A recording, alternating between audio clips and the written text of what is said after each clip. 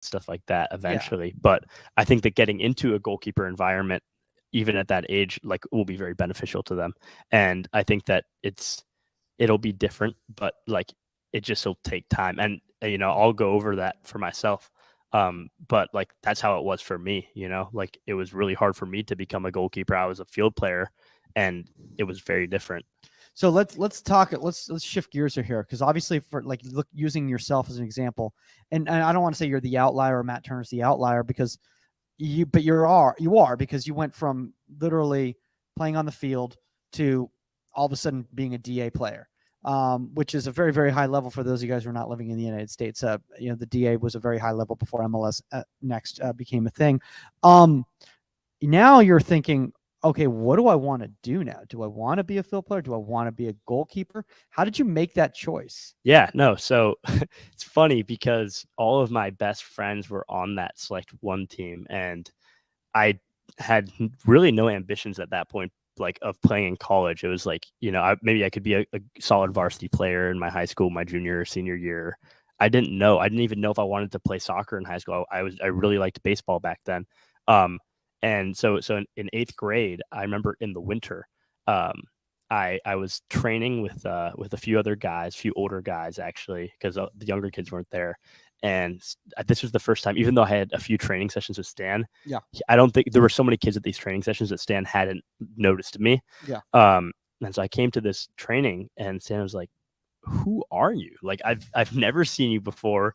And I was like, "Oh yeah, my name's," I was little, and my name's Will Joseph. I'm in 8th grade. I'm on a Select 1 team. I'm a center back. And he was like, "You're a center back? Like, I know there's a lot of things that you could work on, but like, you look like, you're a goalkeeper."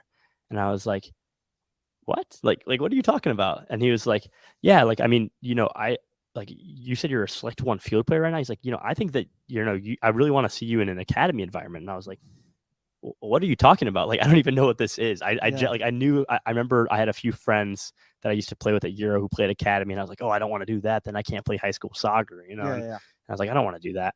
And so in 8th grade, I remember in the winter, I went to my first ever academy training, and I don't know if I'm born in 2004, 04s, that I was probably 14, 13 maybe at the time, and the 04 team wasn't there, so I trained with the 03 team. I remember it was at Falcon in Glenview. I remember it being way bigger than it is now, but I remember going to this field, and like these kids were huge. Like they were pinging balls across the field.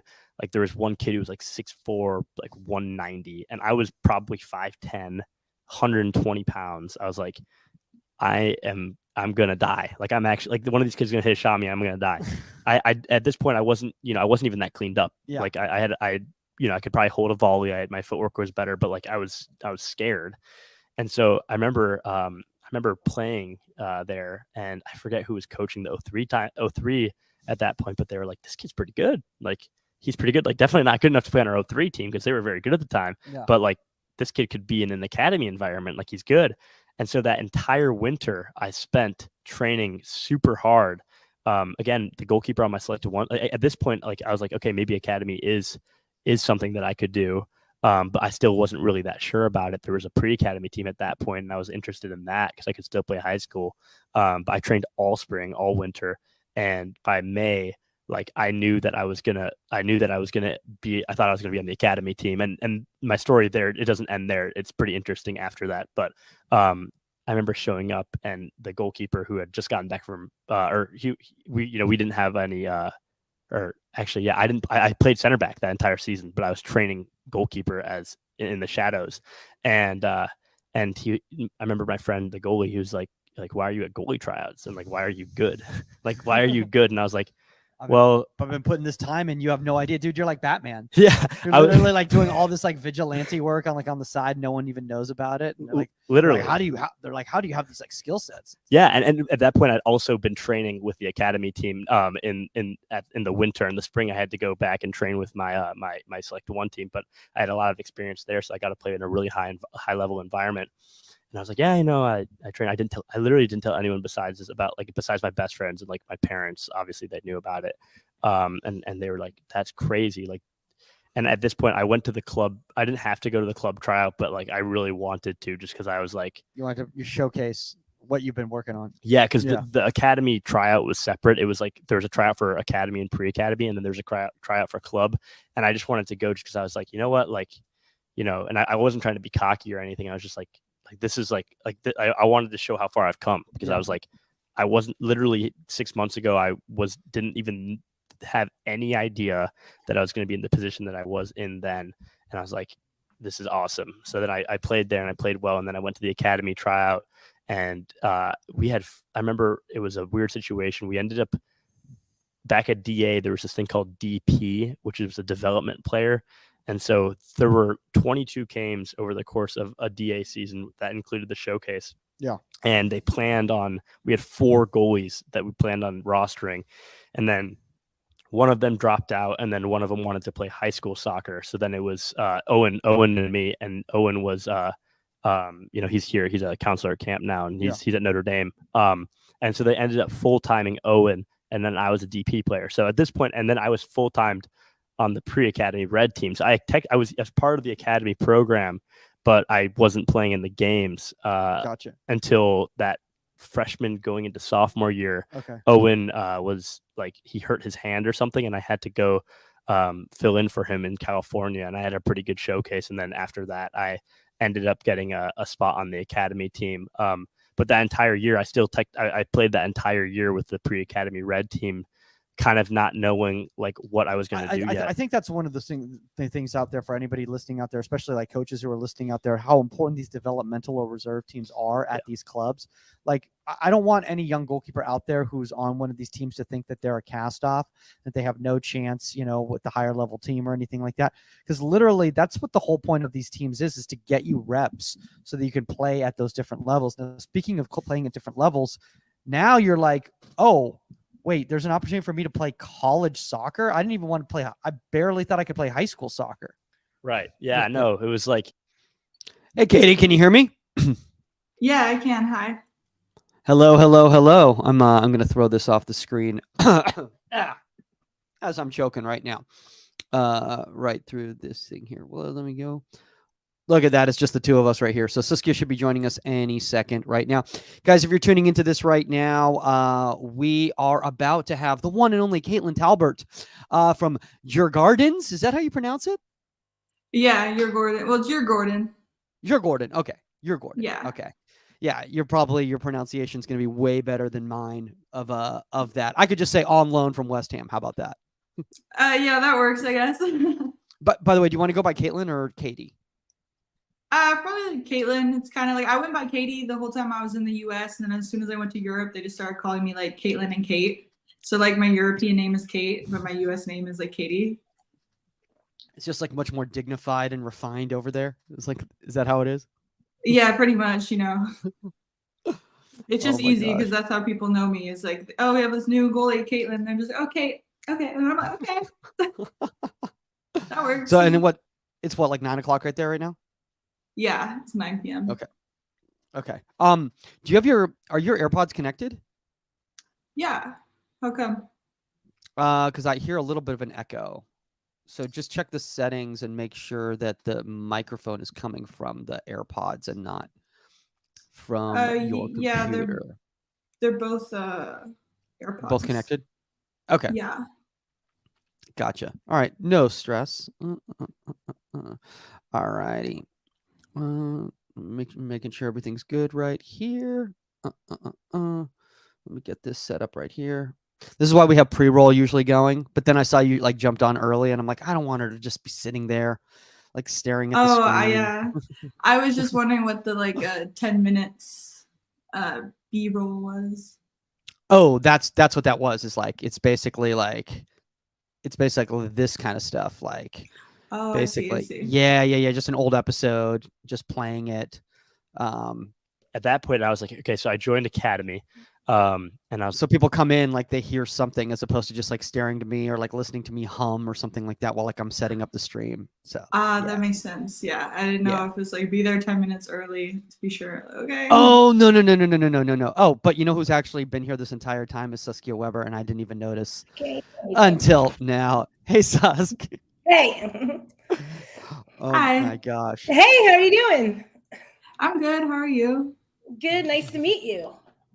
Nice to meet you as well. Oh my gosh. Well, this is exciting. We're gonna get this this going in 1 minute here. Let me just find this thing, and we will get going. So we'll go by Caitlin or Kate. Caitlin. Yeah. Caitlin. Okay. Yeah, that Okay. works. All right. Cool. Let's get this started. Here we go.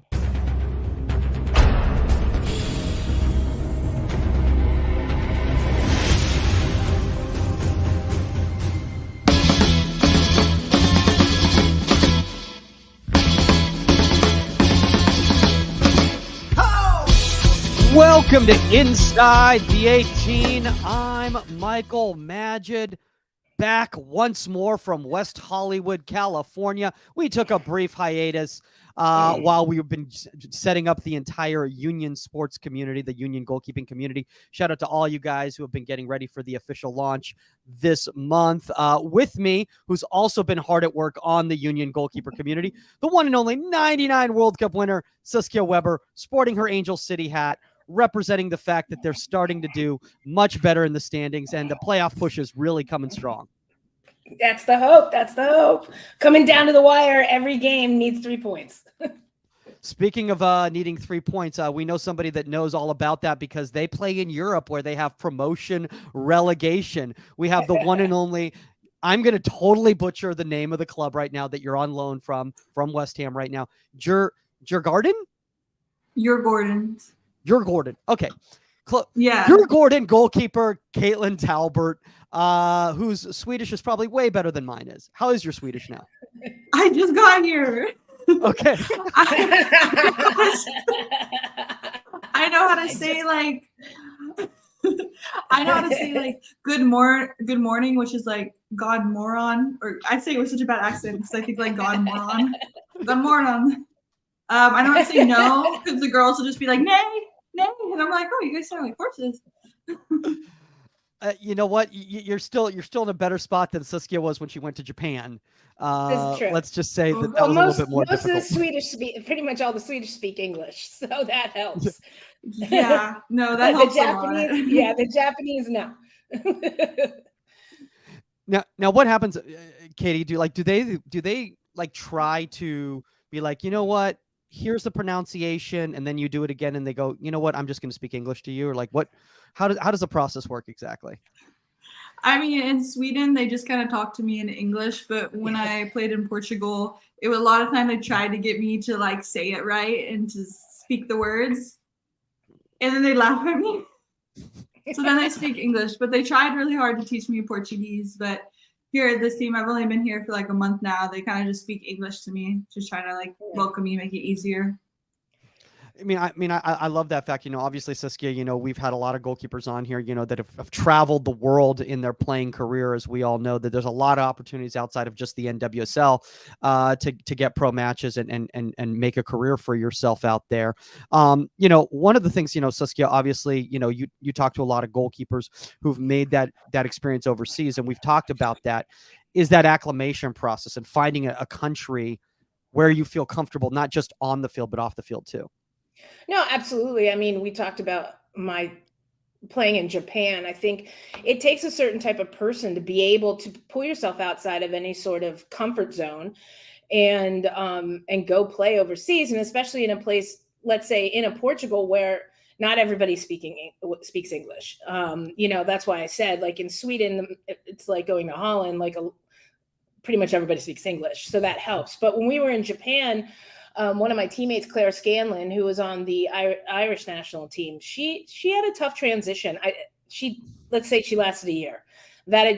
She couldn't kind of make that transition into a different culture, whether it was off the field down to like food and everything like that to on the field. And so I think it's not for everybody. Yeah. And by the way, Katie, feel free to step in anytime you want, right? Yeah, here. just shut me up. Yeah. But let's do this a little bit here because there might be some people who are like, who is Katie Talbert? You know, you've got obviously this is why the topic of unconventional paths to the pro game is such a great topic to have somebody like yourself on here. Why don't you kind of give just people a little bit of a brief background of you coming from like D2 college to like Finland to Portugal to like all of that craziness?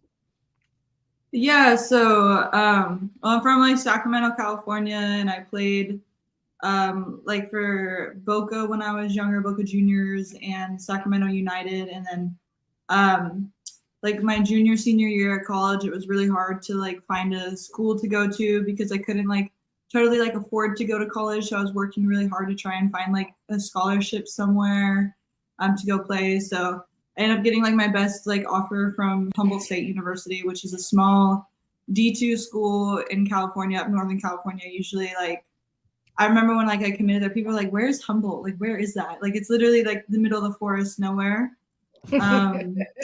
Yeah. And so I played there. They were like, okay, where you're usually like middle bottom table. We weren't ever like the best, but we weren't ever like the worst. So it was a small little like, D2 school. And I played like my 4 years there. And then right after my senior year, like COVID hit and I still had like one more semester of school. So I went back home to Sacramento and I was doing my online classes, and with COVID being hit, I couldn't go to the gym, couldn't like play soccer. Yeah. I almost called it football. I'm so used to Europe now. It's okay. Yeah, I couldn't. We're all good with calling it football as well. Yeah. Yeah, I almost said I'm so used to, because I get made fun of when I'm in Europe and I call it soccer. They're like, soccer. What? But yeah, so in 2020, I was like, I wanted to play pro, but I didn't have like a name for myself at all. Like no one knew who I was at all. Like I just, also because I went to a smaller D2 and they weren't like great, I saw a lot of shots I was getting shot on. I think one season I was like number 1 in saves of all the goalkeepers in the league, but I also like had like we had a lot of goals against us, but I was still number 1 in saves. And just because I'm getting shot, I'm constantly getting hit with balls, just boom, boom, boom, boom. And so I'm like doing my best to try and like save as many as I can, but I can't save them all. But you sound like Saskia, like when she was at Rutgers. Absolutely. I was a shooting gallery when I was at Rutgers. Not anymore, but it definitely was. Yeah, I think that like definitely like helped me as a goalkeeper. Even when I was like a kid playing like in my first club, like we weren't like great. I was just getting shot on all the time. And so, yeah, so after I was looking, I wanted to play, I was like kind of not sure if I could, because none of the like opportunities were there for me. It was really hard to find a club and to play pro. And so I ended up making like a highlight tape. Like it took me like months, and I would spend hours and hours every day, like going through every single game I played in college and cutting film and having my saves and my kicks and my good plays and stuff. And like, they were like, oh, highlight tape should be like 3 to 5 minutes. By the end of it, I had like a 20-minute highlight tape, and I cut it down to 10 minutes. I was like, I'm not deleting anything else out of here. Everything else is here is prime. I refuse to get rid of everything. Like a full feature film. Yeah. And so, it's the Katie Talbert documentary, the 30 for 30 on ESPN. Exactly. It's like five seasons and installments. Yeah, it was so much work. It took me so long to make. But then I had my highlight tape, and then I also I got an agent as well. Like just an agent through like another girl that played for California Storm, which is also I played for California Storm, I forgot to mention, for like 4 or 5 years, like usually in the summertime when I was done with college, like the semi-pro team there. And there was another girl who had like an agent, and I ended up just like talking to him, being like, hey, can you represent me? He was like, well, you have to make a highlight tape. And that's where I made the highlight tape. And ended up my uncle actually helped me like put out the highlight tape to all these like pro coaches like everywhere, mostly in the US and stuff. And then eventually actually the OL Reign came in and it was like right after the draft, or right before the draft, they called me, and then they were like, hey, we're thinking of bringing you in to camp for like trial. And I was shocked because honestly, I did not think that I was going to be able to like make it at all. I was just like, let me just try. Because if I don't try, I'm going to regret it. I'm just going to spend every day being like, wow, I was actually kind of good. I wish I did something about it. So I was like, I'm just going to try. I'm going to do my best. And then when I got that call, I was like, this is fake. This is not real. Like, who's tricking me right now? Someone's playing with me right now. And then so I ended up going to camp with the OL Reign in Seattle. And I was there for like a month and a half. I think my second or third day there, I sprained my ankle really bad, and I like could not like kick with that leg, but I still trained. But like every time I kicked the ball, I like wanted to cry. It was so bad. And then like after my first week, I broke my nose. So I had to sit out for a week because my nose was broken. I took a knee to the face. I came out for a ball, and then the girl was the forward she was running to, and she was totally like accidental, but her knee just went, and it just went. I broke a nose, so then I had to wait a week for them to get a face guard, and then I had to play with a face guard where I couldn't see, and it was just everything just was like didn't work out for me. So like after like a month and a half, they're like, hey, we think you're like really good goalkeeper, super athletic. We just think you need like more experience, more playing experience. Like you're really young, you know, you played little D2. We think you should go overseas and like get experience. And so I was like heartbroken because I like kind of expected it because like everything wasn't like going right at the time. But like also I was like, okay, everything happens for a reason. Like I'll figure it out. And so ended up like my agent was like, hey, there's a team in Iceland that needs a goalkeeper. Are you down to go? And like at the time I did not want to leave the US. I was like, I'm comfortable here. I had really bad anxiety, like really bad social anxiety. I didn't like to like push out of my comfort zone. Like I just like to stay in my little like ball. Like even when I went to Seattle, I was so scared because I'm just so like I'm just in this like anxiety comfort ball. And I was like, okay, well, this is what I have to do. I'm just gonna go to Iceland one season, and then I'm gonna try to like come back or something. And then I went to Iceland. I did really well there. And then by the time I was done with like Iceland, I played for FO in Iceland. They were in the second division. They at first they had just gotten relegated from the first division, so they're in second division trying to get like promoted back up. We ended up getting third. We needed to get second or first. That was kind of sad, but after my time in Iceland, like my uncle was helping me like contact teams and such, and he got in touch with like West Ham. And West Ham saw like my film and stuff, and they're like, "Wow, we think she's like great and has so much potential. How about she comes and like trains with us, and we try and get a work visa." And sounds like your uncle. It sounds like your uncle. Your uncle sounds like exactly. Yeah. Like your uncle. No, he's a really good networker. He's helped me out a lot. He's also pushed me. He's also pushed me to like, okay, I'll do that. Like that's right. Like I take his advice on a lot of stuff, and he helps me. But yeah, so West Ham like was like, okay, straight from Iceland, come to us and train with us. And I went and I trained with West Ham, and because of like Brexit and all the rules, I didn't have like any points. Pretty much, you need GBE points to go play in England.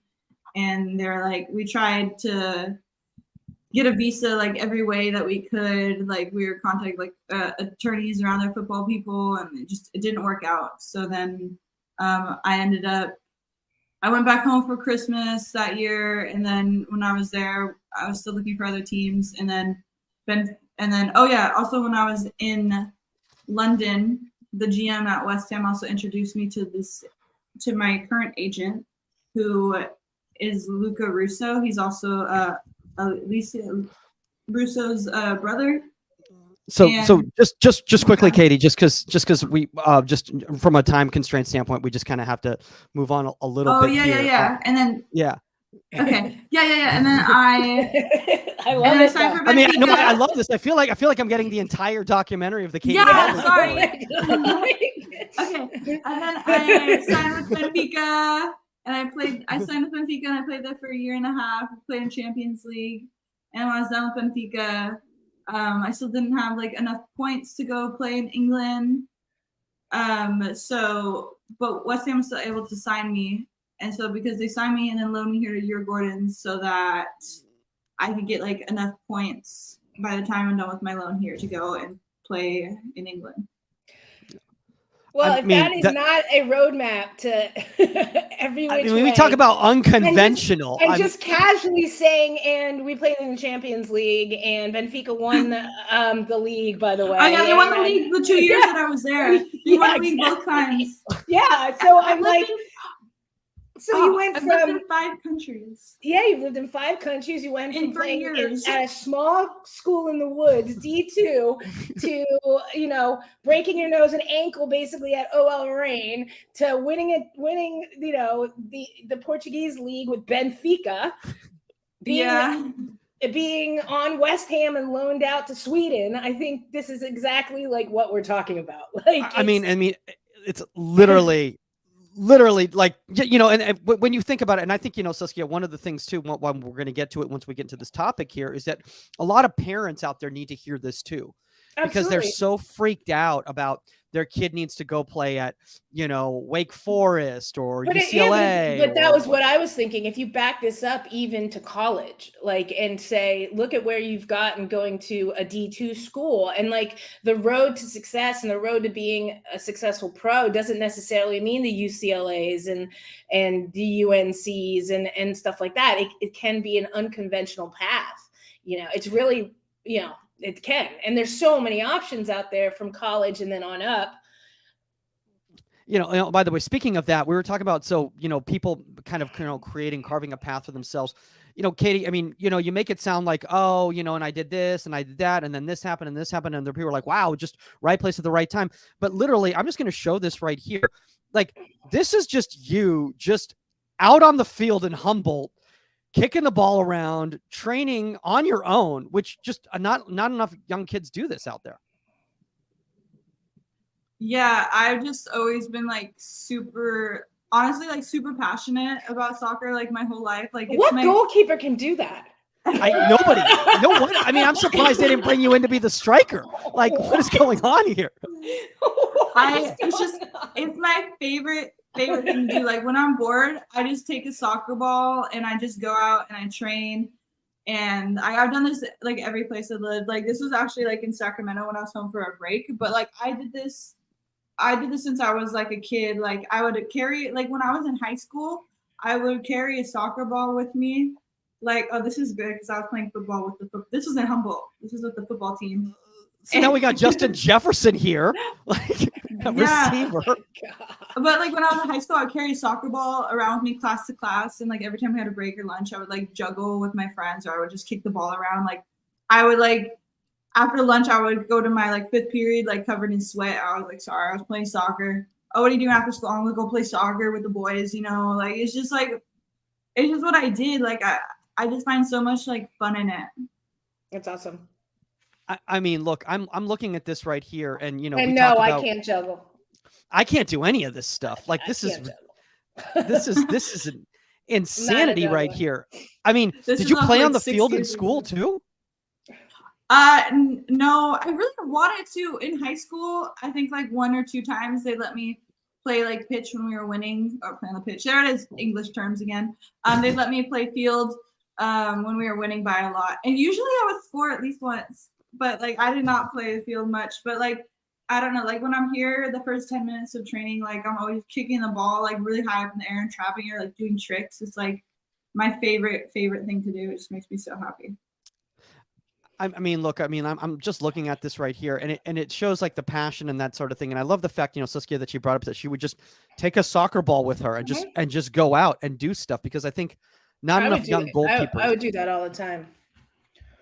You know, but I mean, like nowadays, at least, you know, not to age ourselves, or the kids think it needs to be. We got kicked out of the house because there was nothing else to do, so it was like, so I just go in the backfield and take a soccer ball. But no, now kids don't do this as much.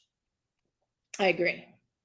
I mean, yeah, I think that's so good that people do this stuff, though. It really like sets you apart from everyone. I feel like it does, absolutely.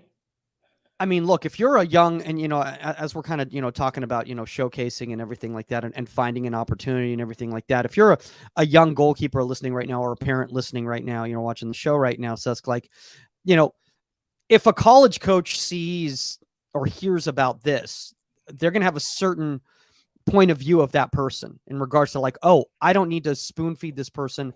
I don't need to, micromanage this person. They're going to putting in the work on their own.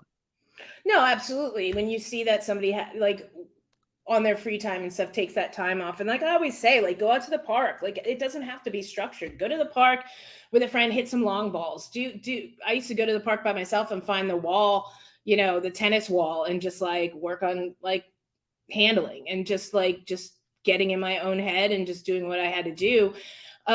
Because I enjoyed it, because it was like a release for me. I didn't sit around waiting for something structured, waiting for practice. And I tell goalkeepers that all the time. I'm like, it's what you're doing outside of practice and off the field that's going to set you apart. And, and it doesn't always have to be structured.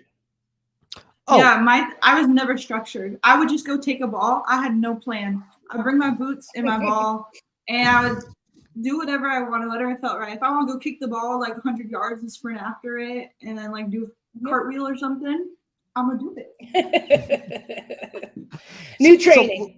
Cartwheels. So let's talk about this, Katie. As we're kind of delving into this topic here, obviously, everybody's got a different path to get there. One thing that I've noticed a lot of times, and obviously, you talk about this as well too, is that when you're, let's just say, coming either from a smaller area, I don't want to say a rural area, but a smaller, soccer area, or a smaller school, you have to find ways to showcase yourself. So like what were some of the ways that you showcased yourselves outside of just the tape? I was mostly just like the video. I mean, I would contact people. It was mostly like just like talking to coaches and showing them like who I was as a person and a player. It's kind of like sometimes I would like, so I have like on my Twitter is mostly just like soccer stuff, and sometimes I would go through and I'd follow as many coaches as I could like on Twitter, and that's where I posted like my tricks and my trainings, like those videos we just played, and I would also post like some highlights, and I would like hope that they would see it. Yeah, and also like my Twitter was very much like football tweets and relatable stuff. So I was like, okay, I hope they can see like who I am as a person through this and such. I love what you just said there, Saskia, because we've talked about this, and obviously, not to just talk about the union, but any social media in general. No, it always sends me back to Maddie Mangia. It always does, because Maddie, like obscurely, I saw her training stuff her father posted on Facebook. Yes, people still use Facebook on Facebook. And this was when she was maybe 13, 12. And you remember, Mike, I was just like, oh my God, you have to see this kid. And I was, that's when I was at UCLA, and I was like, we just kept an eye on her. And now what? She's going to Alabama. She just got called up to the Mexican under 17 national team. But it was the squeaky wheel in a sense. And it wasn't about emailing colleges. They just posted it on social media, and I happened to come across it, patting myself on the back there a little bit. But I think that's important, Katie, is in regards to like, you have to be mindful of what you post out there, because that's the representative of your brand type Absolutely. Of a thing, right? Yeah, definitely. I like my Twitter actually started off as like a football parody account, like just jokes and like relatable tweets. And then eventually I started turning it into me, because I would like post a trick. And eventually, like if someone were to like stalk me on Twitter from the bottom, it's like all these football memes. And then you go up and it's like, oh, it's her. Oh, she's pro. Oh, what? Yeah, it gets like, seen. Who is this? Yeah. But that's part of the union, and that is one of the things that's great, because now posting on the union, you are going to be seen directly by coaches, players all around the world. Yeah, I want to talk about this, because obviously, these unconventional kind of locations and everything like that. Like Katie, how do you go about finding these kind of like, second division team in Iceland and all those sorts of things? Because that's not something that's easy. It's not like you can just, like with colleges, like they have like a whole directory or whatever. Like everything's written in a different language. Like how do you go about that? Oh, honestly, like my agent would do a lot of that for me. Like I just would do what he like told me, like, oh, make a highlight tape. Oh, like, can you fill this out or give a word for this? And like he would have like all the contacts and all the teams. He'd go contact teams and be like, well, this team's interested in you and this team. Mm-hmm. So like honestly, my agent has done a lot of that for me. Or sometimes my uncle does it too. I mean, look, the uncle thing it's amazing. It's Right. kind of reminded me of the Maddie thing with it's her dad, right? It was Yeah. her dad, right? Who was Mhm. posting the stuff. To have somebody in your corner, Saskia, who not only believes in you, but also understands how to market you appropriately. Because there's a lot of parents out there trying to market their kids, and I'm just going to use it, parents in a loose term, whether it's an uncle, an aunt, a dad, or mom, or whatever, and they're not going about it the right way because they're trying to push something down somebody's throat. Right, and you also have to be with somebody that understands where you are, your level. So if you have somebody pushing you to something that maybe is above your level at that time, you're going to get frustrated.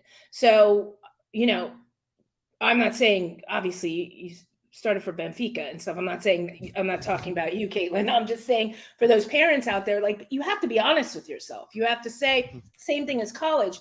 Are they, am I pushing my kid to go to, this camp, this ID camp, when they're not at an ID camp level? I say that all the time. Like, I'm sitting on the UCLA field, and my first ID camp, I was like, oh, so this is the best players in California and around the country. And I was like, oh my God, this kid can't catch a ball. This is an ID camp. And they're like, ID camp is a loose term. And I'm like, well, it shouldn't be. And parents are you have to be honest with yourself and honest with your kid on how to get to where you want to get. Don't just throw them to the top right away. You have to go through a process.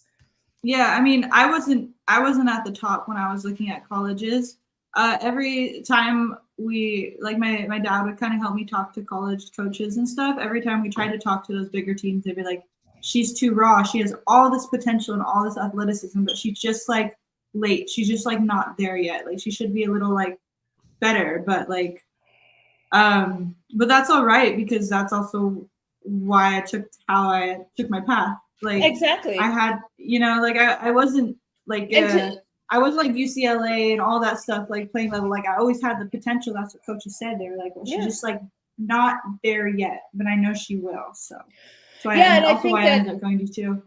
I think that even with your path here, and we've talked about this a lot, Mike, with the NWSL is, and we've seen it with Sheridan. We've seen it with players that, are you going to come and sit like behind a Sheridan, behind, a Haricic as a third goalkeeper, not travel and stuff like that? Or like the Reign did with you, said, hey, go get experience, go play. Because you just played in front of however many thousands of people and won the league for Benfica. You played in the Champions League. So you're playing against the best, right? And so now when you want to come back, it's like, hey, look what I have. Like, look, like you have this experience at the top level that you would have never gotten sitting on a bench for 3 years. And granted, you might be out, you could beat out a Fallon, you could be out somebody like that. But now you're beating people out because you have this experience. So when you get thrown back in, like, you're ready to go, hit the ground running, play against Angel City, play for Angel City, play whatever. You know what I mean? Yeah. Actually, I'm so glad that I didn't sign to like a team in the NWSL as like a third or fourth, because that's what I was like okay with. I was like, when I first came out, I was like, I'll just be a third or a fourth, and in my head I was like, oh, I could probably like work my way up, get the experience, it'll be good for me like playing with it. But like, I'm so glad that I went and left. Yeah. I realized that like after I've left and such, like, I'm so glad that I ended up going overseas and getting this playing experience, because now when I keep building my resume, like eventually with the more experience and the better I get playing in all these games in Europe, like I'll be able to like make my own path and pave my own way. Because at first it's like, you have to go here, you have to do this, you have to do this, and I want to get to the point where I get to like choose exactly where you want to go. Yeah, because if you look at Yeah. it like this, with the expansion draft, these teams, Bay and Utah, they're going to need to pick up obviously goalkeepers. So you say 3 goalkeepers per team. So you look at who are they going to pick, right? So if you take an Angelina Anderson who played a game great for Angel City, right? And stuff like that. Okay, maybe one of them takes that, but you need a keeper that has been playing 15, 20, 30 games a season against great to come in and start to play, and that's what you're getting. So eventually with this experience, they're going to turn around and say, hey, Caitlin, she's in, at Benfica or wherever you are at that time. And they're going to be like, she has so much experience. Let's bring her in and bring you in as a starter, not as like a fourth. Yeah, because at first I used to be like, my mindset was like, I'm okay being like second, third, fourth, but now I'm like, I know that I deserve to be a starter somewhere, and I know that I put in the work wherever I am, and so that's what I want. That's my goal. I want to just always like start and play. That's like what I want, wherever that is. I mean, look, one of the things that I want to say, kind of, it's a little bit of a segue here, but Katie, but like the thing is that like, you're being on loan from West Ham, which is in the WSL, which is one of the top leagues in the world, to the into Sweden, to the first division, which is a very good league. It's not like it's been around forever. Yeah, like probably one of the oldest professional leagues. One of the original leagues. Yeah. Yeah. Back in the day, it was Sweden or Japan. That was it. Yeah, that's what I heard and stuff. That's what I actually didn't know that, to be honest, until recently, and they were telling me about that. I was like, how did I not know that? Yep.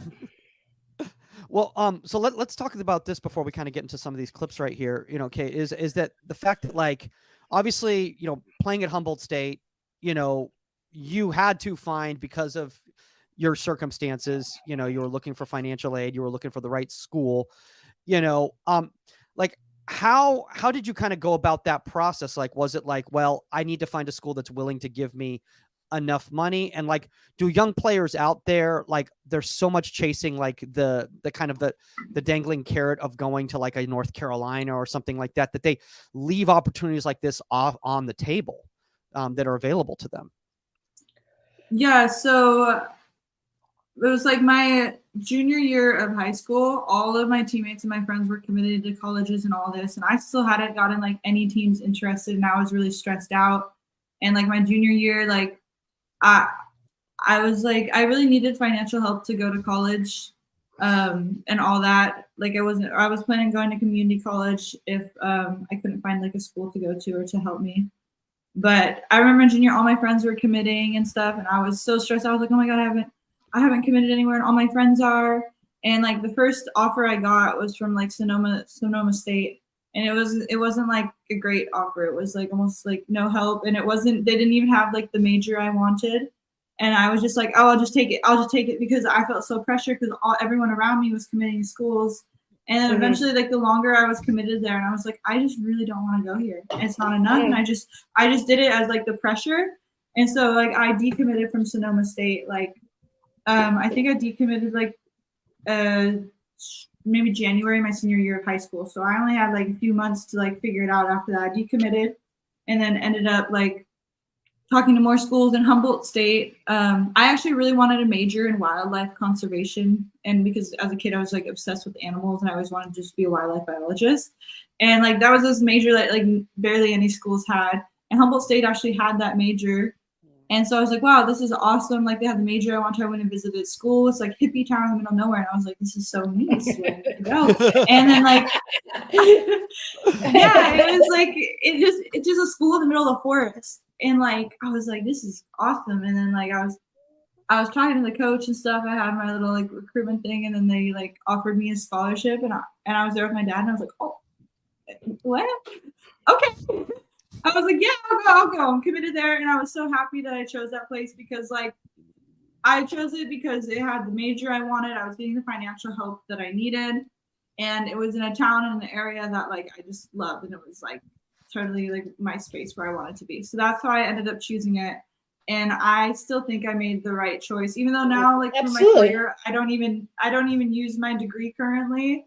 But like it was just the like experience, and to have that as well.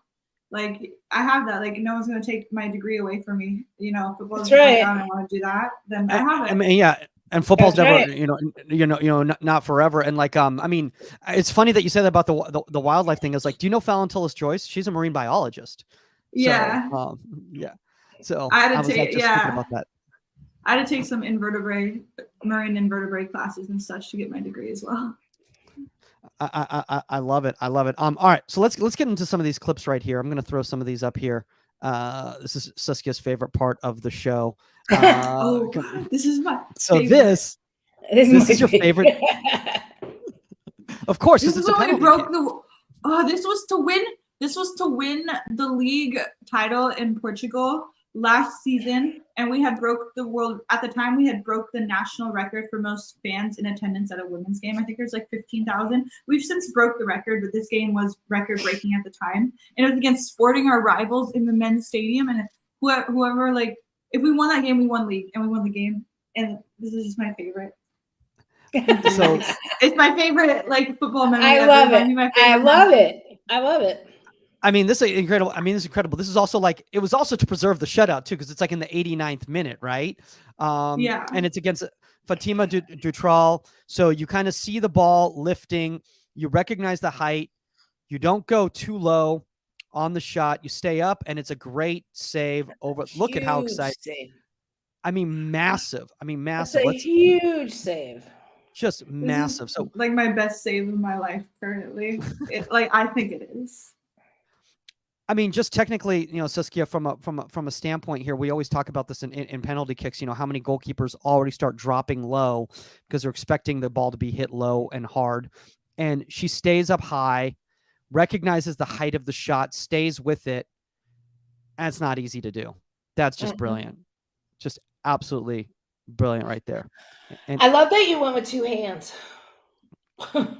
Go again. I don't. boom. No, because that helped with the power. And I try to tell keepers that all the time, that if you can, the save ends up being with your top hand, but to draw that power through your body with two hands and then shoot the hand at the last minute gives you that extra kind of power behind the ball as opposed to that anchor and hanging that one arm. And look how she's coming forward. So you're diving forward and meeting the ball. So I think if you go flat on this, you could be beat. It's just a great save.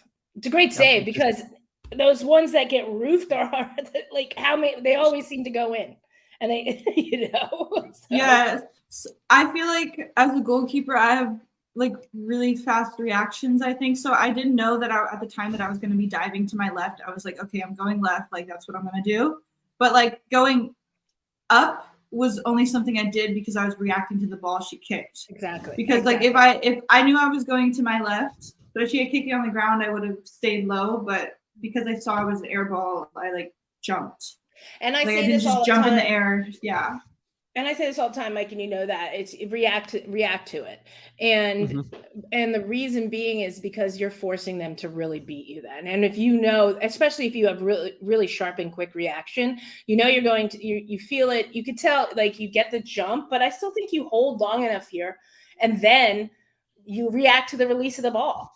And so how many times do we see people just automatically go, like you said, Mike, low and left, and then you're beat up top? You actually committed to the left, but you said, well, where's the ball going? That's exactly what I did. Yeah. I mean, you can start as the ball's being hit. You can start shooting your body, but don't change the height of your body unless you see the flight move. Yeah. Yeah, exactly. Yeah, that's exactly what I did. Yeah. I mean, that's just absolutely massive right over there, Katie. So now after this one here, I just got to see that again here. All right, so let's go into a little bit more of a practical scenario. Not everybody's going to be in the 89th minute to win the league in a penalty kick situation, but a lot of young goalkeepers are going to be in a corner kick situation. This is now against HIF. So this is with your new club now, right? Yeah, look at this crowd. Looks fun. Yeah, there was a lot of people here. Yeah, and there was mostly the opposing team's fans. This is from my last game from last weekend. So the 60th minute, ball's in swinging. You kind of recognize the pressure coming in, and it's a great looping box out into a safe space. And I think a lot of young goalkeepers need to see this here because what I love about it is that when that ball is coming in here, you recognize the loop and you just redirect the ball and let it keep going with its own momentum rather than trying to change the direction of the ball, which I absolutely love. You kind of just guide it. Well, I also think Yeah. in that amount, look at that traffic. Good Yeah. God, everybody's on top of you. Yeah, Like, me and my defender headed each other, but we were okay. It was just a little bit. It was just a but little I bit. think like in this concept, maybe to bring this down or try to bring this down might have been the wrong decision. And I think if you are going to box it, to clear it, what was that, a throw in almost? Like, so it's way, and you know what I also like is that you don't get drawn.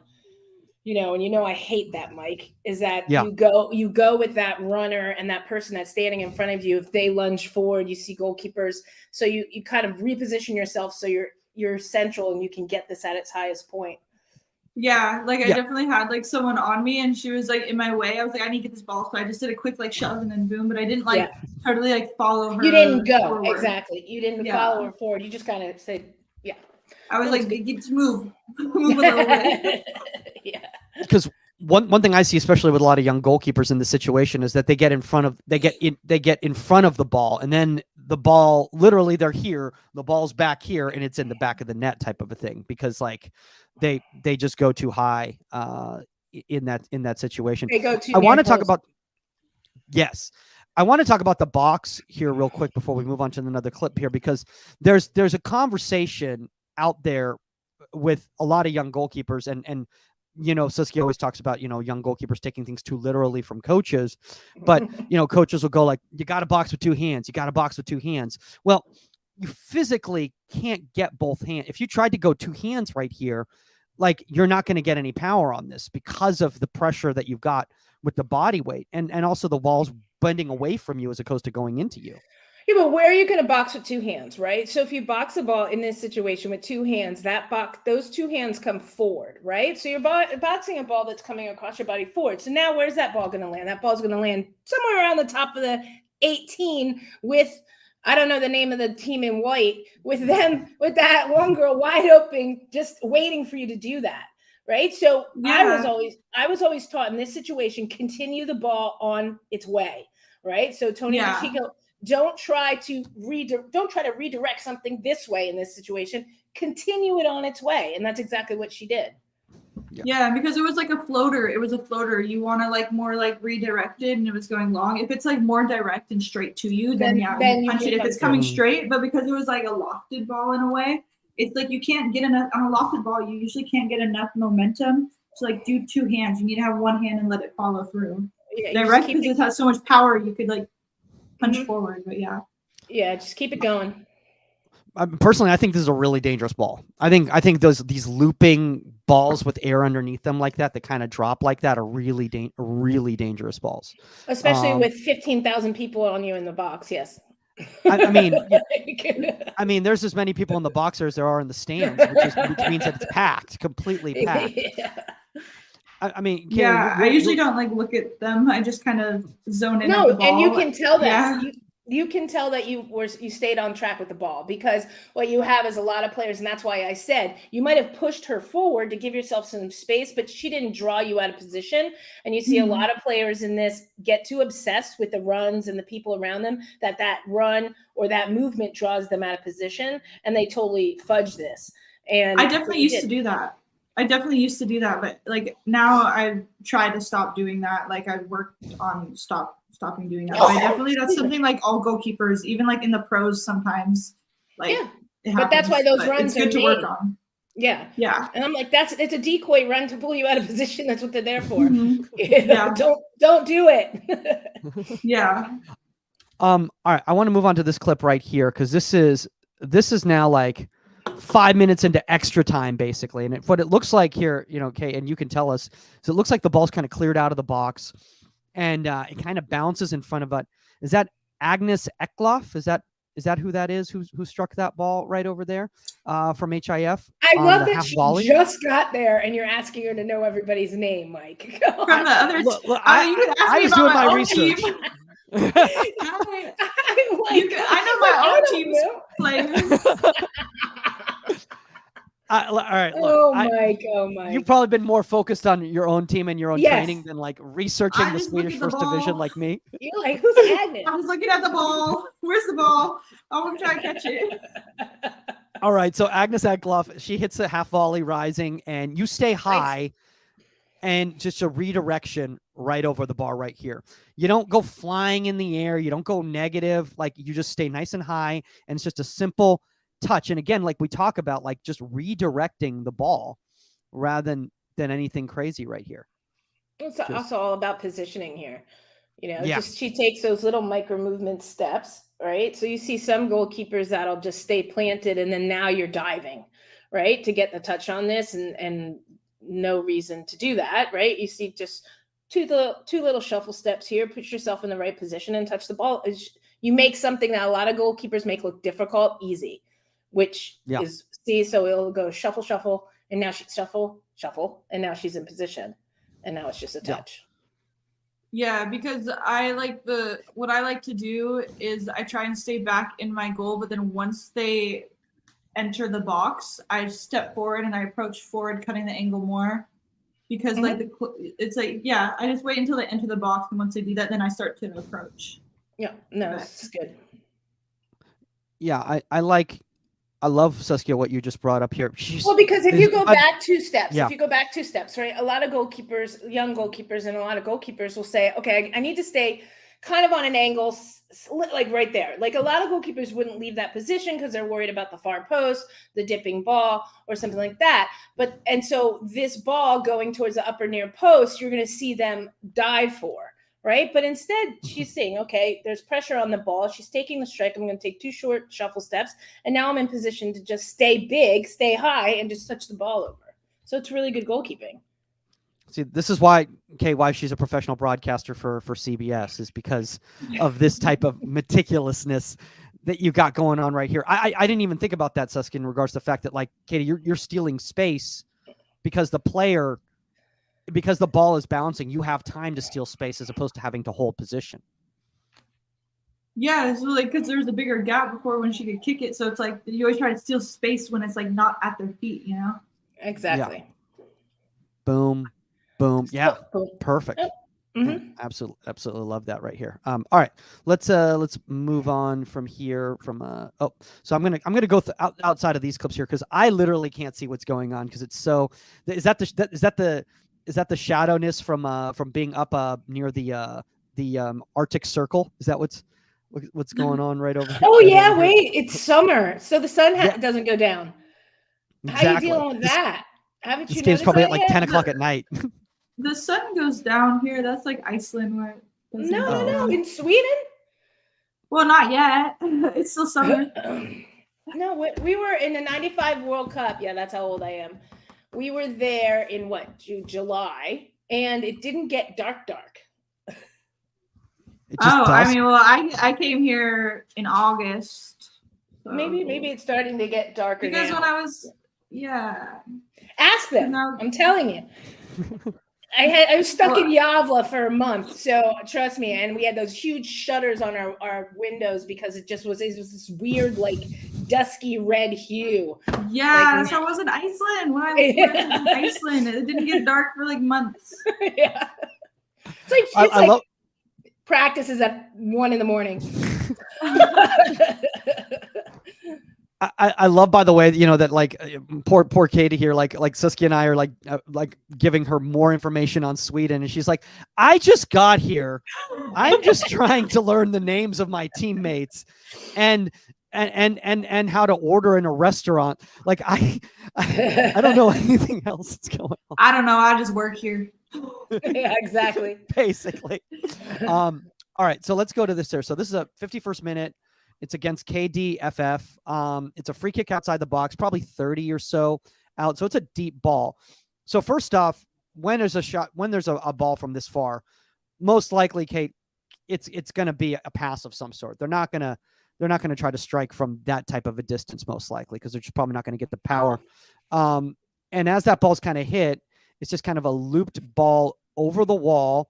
You recognize that, and then it's immediate chase onto the ball, and then you go low because you see that flight going down rather than staying high. You recognize you have to go down, and protect that ball. I think it's just simple and effective.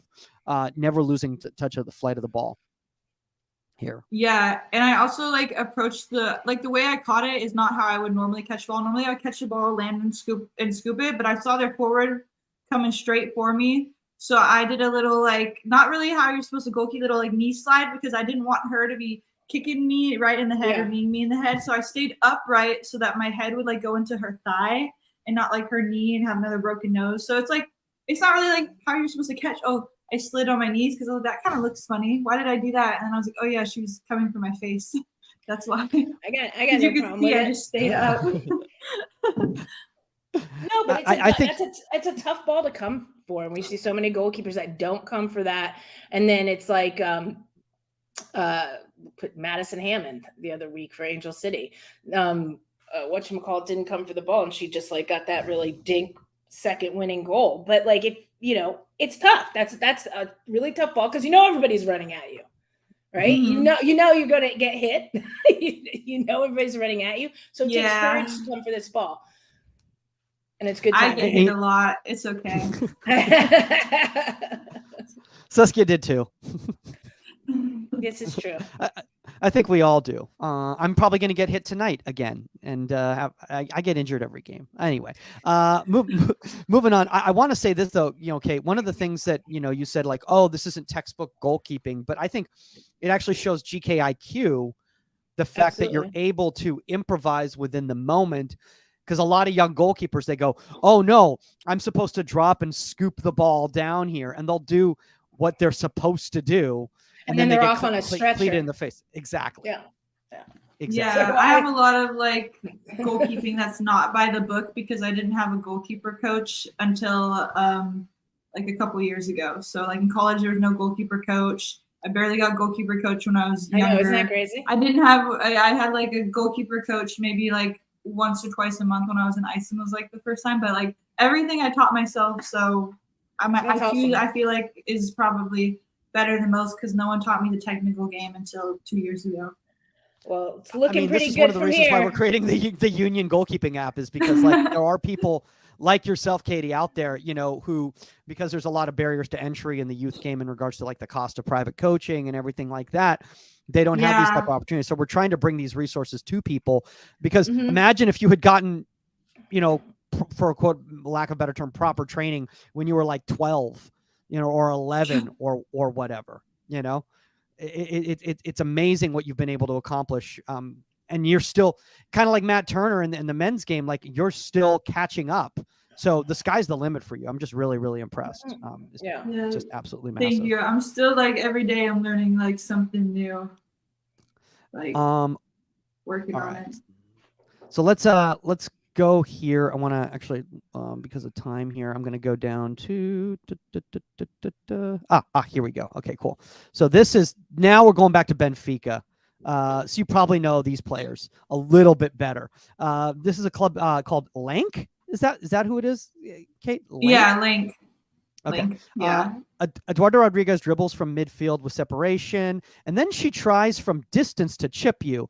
Not a great decision on her part because with the great footwork that you've got motion, full-on extension, and you hold on to the ball, which Saskia loves to see. I mean, this is massive because this could have been a meal if you'd spilled this ball right here.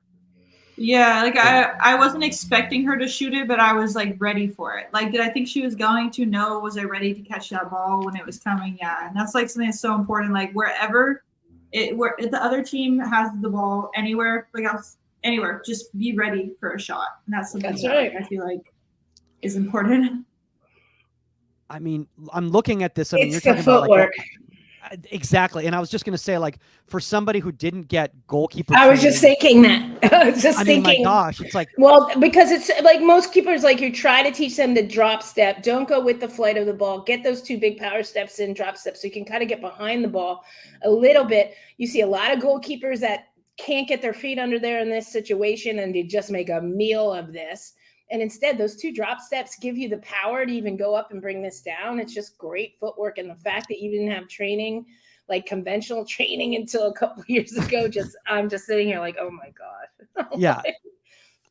I mean, Yeah, I don't know how eyesight. I knew how to do No, that it's necessarily. people ask me if there's such thing as a natural goalkeeper, and there actually is. They're goalkeepers, and you're one of them that just understand how to move properly and efficiently and effectively naturally, and then we add on to it, like, you know. I mean, Good we stuff. can even see with you just kind of playing around, like in the for lack of a better term, the backyard, with Yeah. the soccer ball. With the soccer ball, you're just a natural athlete. Like most people can't do that. Yeah. Even soccer players, like you're like reverse kicking the ball with pace behind your other leg to the top corner. Like I'll never be able to do that in my life, probably. Like No, I that's break Shout it out my parents' incredible. genetics. No, it's So good happens stuff. when 2 college athletes have kids. There you go. It's good so stuff. here's actually, speaking of pathways right here, this is from Sergio, Maddie's dad. Congratulations to her. She's amazing. Everyone has different pathways to make it. Hers is very impressed. Congrats. Yes, she's natural. Hey, tell Maddie we said congratulations on Mexico. Big things coming.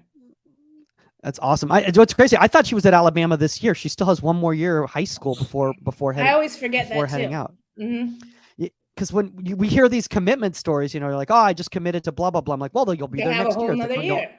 a Mhm. whole other year. Yeah, like A whole- Morgan's got a whole nother year.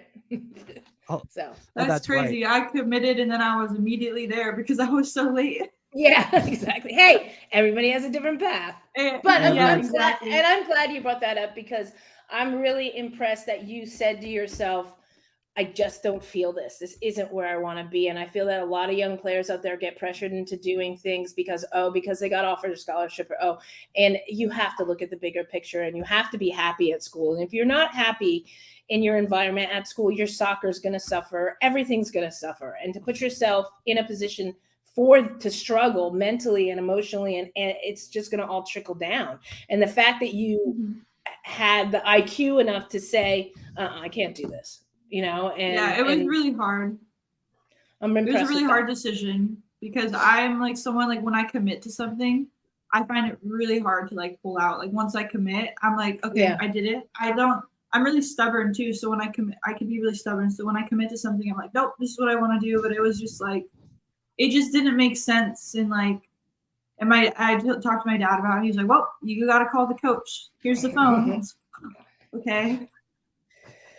Sorry, I'm for my own entertainment value. I need to pull these back up here and just have them playing on the screen while we're talking, because like these are amazing. I'm probably going to go out and try to do this stuff and see Don't, how Mike, miserably I do. This is like 6 years ago. I'm so much better now. This video is literally like 6 years ago or something. Like I haven't I still do this stuff all the time. I just haven't recorded it in so long. I love it. Keep recording. I want to see more. Yeah.